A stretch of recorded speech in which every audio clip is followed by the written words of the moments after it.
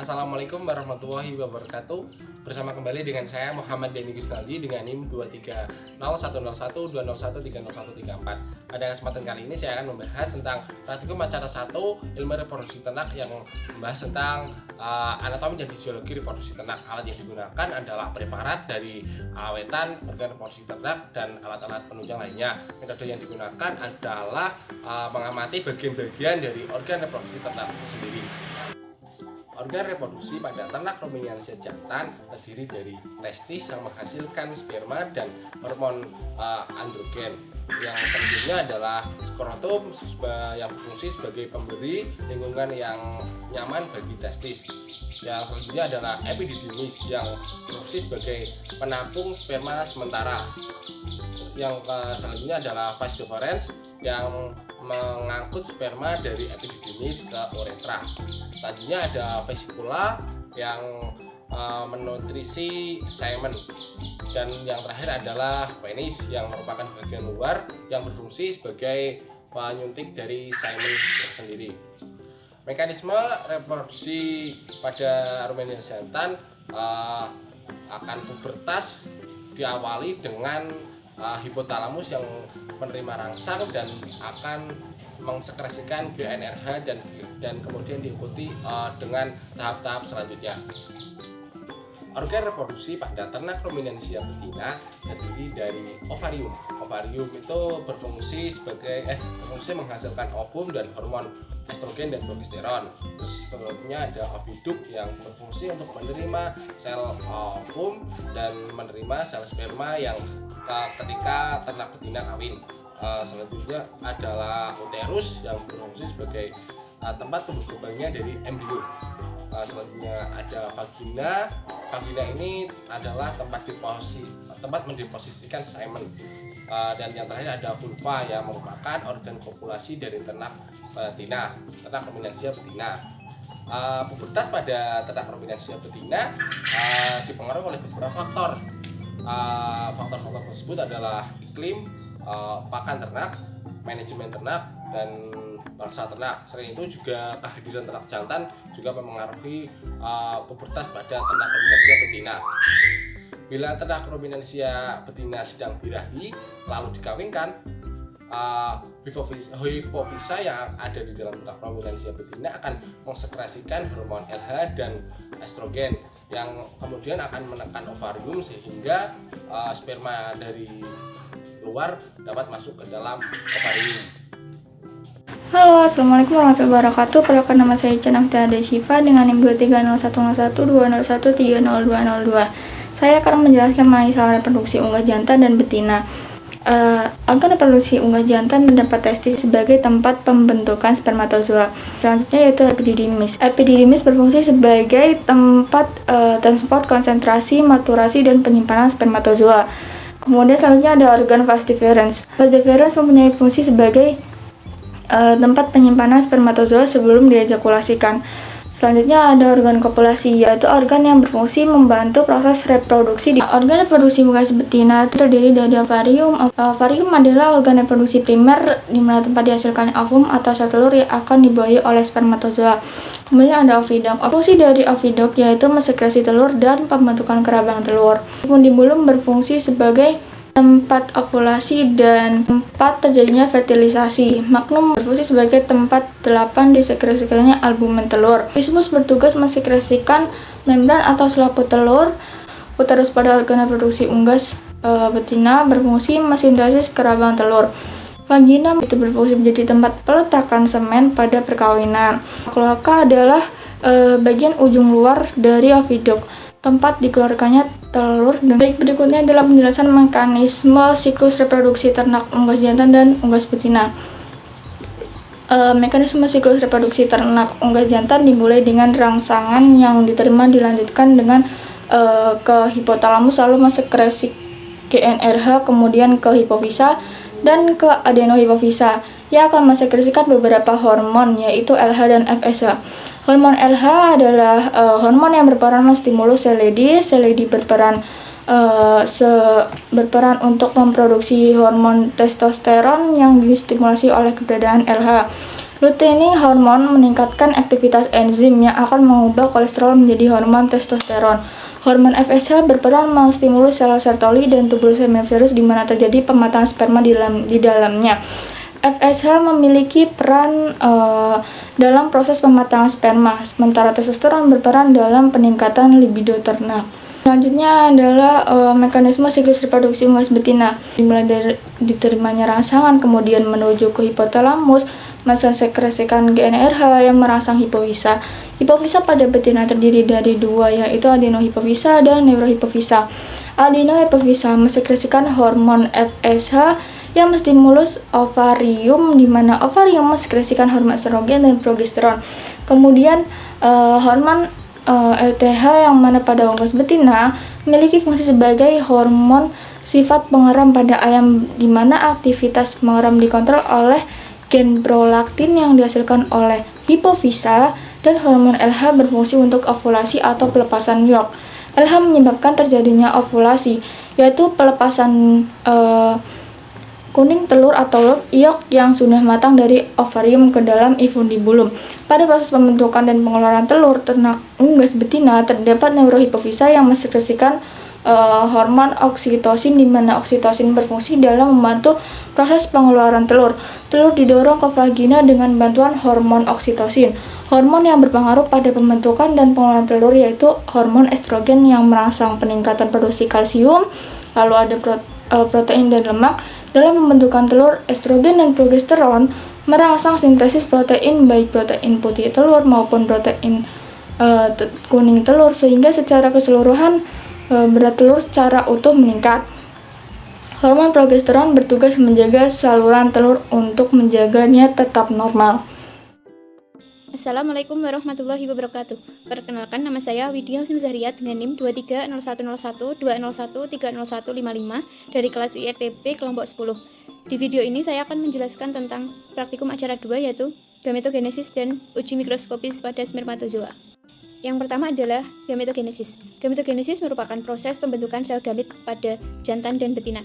Gametogenesis dibagi menjadi dua, yaitu spermatogenesis untuk membentuk sel gamet jantan dan oogenesis untuk membentuk sel gamet betina. Yang pertama yaitu spermatogenesis.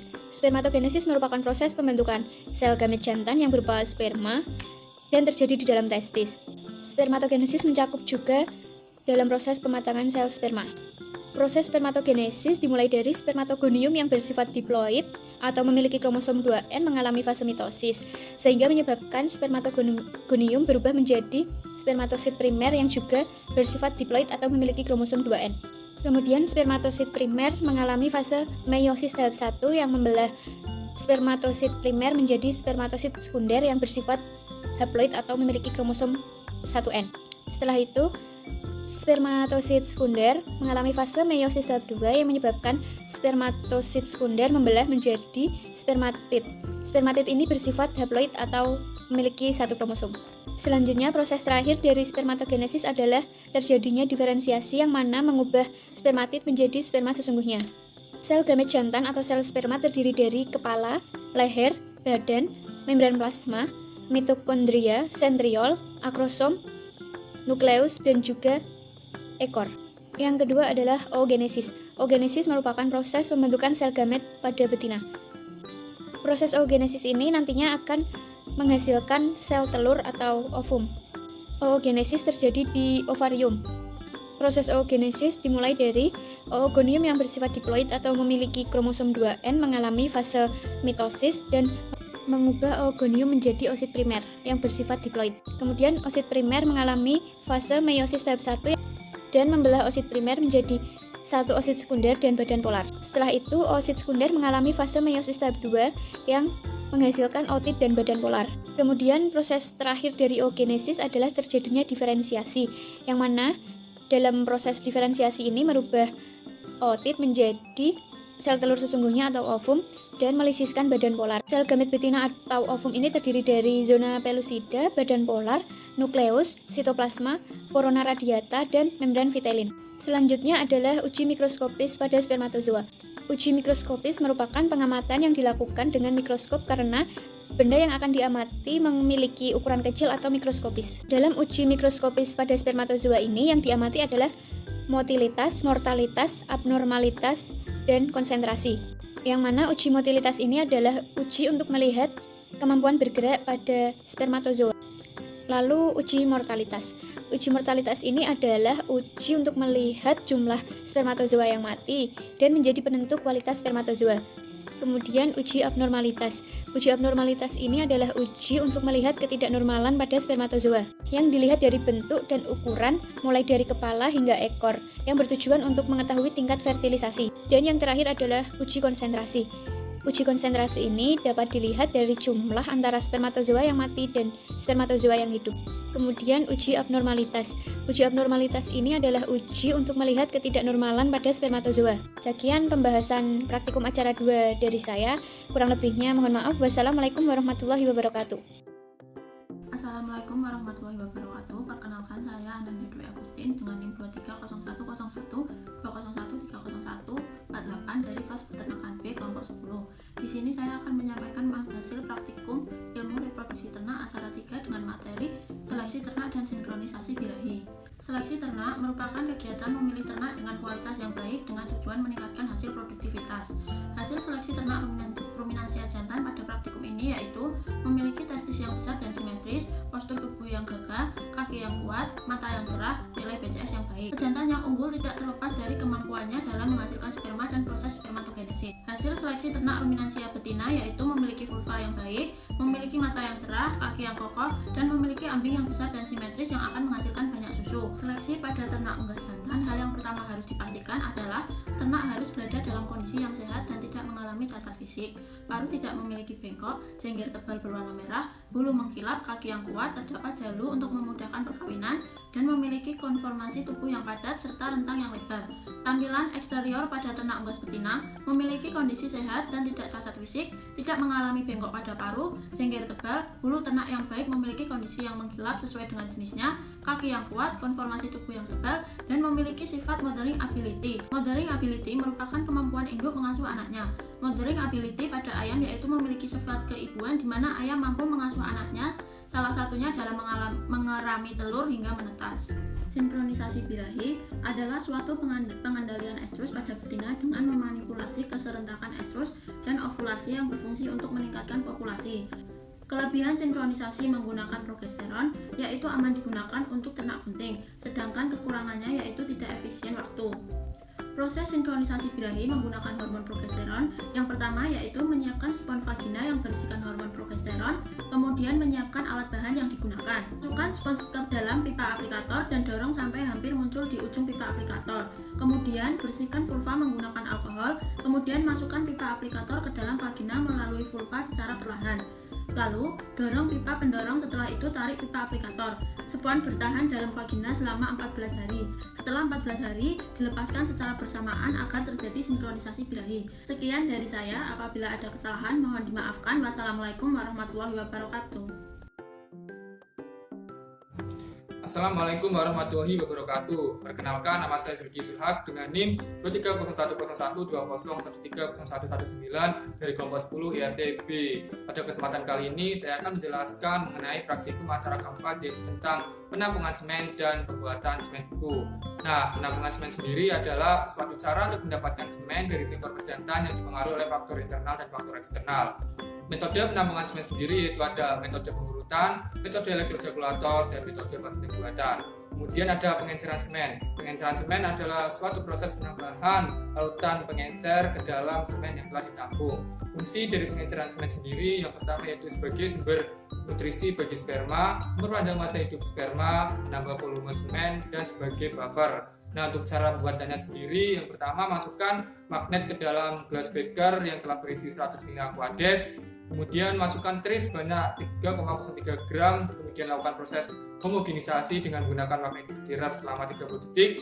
Masukkan asam sitrat sebanyak 1,7 gram, kemudian lakukan proses homogenisasi, dan masukkan fruktosa sebanyak 1,7 gram, kemudian lakukan proses homogenisasi. Setelah ketiga bahan tercampur, larutan stock solution siap digunakan. Kemudian pembuatan semen beku. Pembuatan semen beku sendiri terdiri dari 3 tahap, yaitu quality control 1, quality control 2, dan quality control 3. Nah, untuk quality control 1 sendiri yaitu pra-processing dengan motilitas sperma minimal 70%. Kemudian quality control 2 yaitu pemeriksaan before freezing dengan motilitas sperma minimal 55% dan quality control 3 dengan motilitas sperma minimal 40%.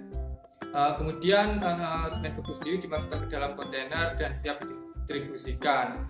Terima kasih. Wassalamualaikum warahmatullahi wabarakatuh. Assalamualaikum warahmatullahi wabarakatuh. Perkenalkan, nama saya Muhammad Nabil Hakim dengan NIM 230101 20120035 dari kelompok 10 IRTB. Pada kali ini saya akan membahas mengenai acara 5, yaitu tentang inseminasi buatan atau IP dan deteksi kepentingan. Tujuan dan manfaat dari acara ini yaitu mengetahui peralatan IP sehingga dapat mengimplementasikannya serta mendeteksi ternak yang bunting dengan baik dan benar. Materi yang digunakan untuk pengenalan IP yaitu berupa IP Can sebagai alat untuk menginjeksikan sperma, straw semen beku sebagai objek, plastic sheet untuk menahan straw agar tidak keluar dari IP Can, plastic gloves untuk mencegah kontaminasi, dan recording ternak untuk mengetahui riwayat ternak. Metode IP pada sapi dilakukan dengan metode rektovaginal, yaitu dengan memasukkan IP Can menuju serviks lalu menginjeksikan sperma hingga keluar di korpus uteri.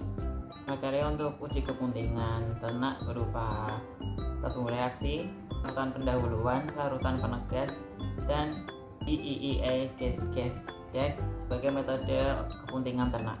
Metode ini dilakukan dengan yang pertama, menuangkan urin sapi betina ke tabung reaksi lalu menambahkan larutan pendahuluan hingga terbentuk suspensi, lalu menambahkan larutan penegas hingga urin berubah bentuk menjadi endapan berwarna kuning kecoklatan. Jika hal itu terjadi, maka ternak tersebut bunting. Metode uji kepentingan yang lain yaitu berupa palpasi puting, palpasi abdomen, dan palpasi rektal. Palpasi puting dilakukan dengan menekan dan memencet puting ternak hingga keluar cairan berwarna putih dan lengket. Apabila itu terjadi, maka ternak tersebut bunting. Palpasi abdomen dilakukan dengan meraba perut bagian kanan pada ternak. Jika terdapat pergerakan pada perut, dapat dipastikan bahwa ternak tersebut bunting. Kemudian palpasi rektal dilakukan dengan memasukkan tangan melalui anus atau rektum ternak betina hingga menuju serviks. Lalu apabila terdapat pergerakan di dalamnya, dapat dipastikan bahwa ternak tersebut bunting.